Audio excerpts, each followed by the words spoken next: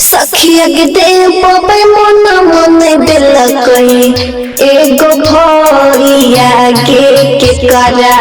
हाथों में राखी बंधबईगे सबके देखिए अपना भैया के बान्हई रेशम के धागा गे सखिया के दई बाबई मनावा ने दिलकई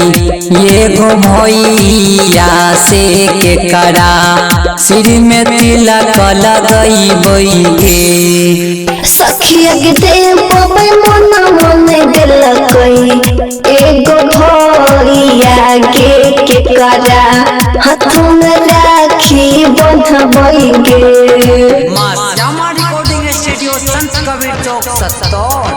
के करा हाथों में राखी बंधबईगे देख छिए सबके फाट करे जवा गिरई अखिया से लोरावा गे सखिया के दई बाबई मनावा ने दिलकई एगो भैया गई के करा सिर में तिलक लगई बईगे सखिया के देव बाबई मोना मोने दिलकई एगो भैया के करा हाथों में राखी बंधबईगे सखिया के देव बाबई मोना मोने दिलकई एगो भैया के करा हमहु सोचलिए भैया होती है मुँह में लाडू खिलती है गे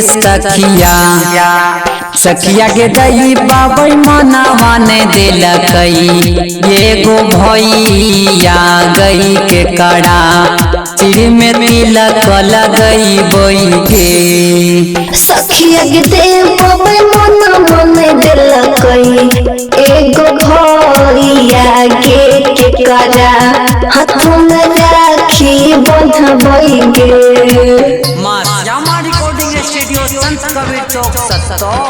भैया के करा हाथों में राखी राइटर सरवना रूपदेव रामना बहिनी से राखी बन्हाबईगे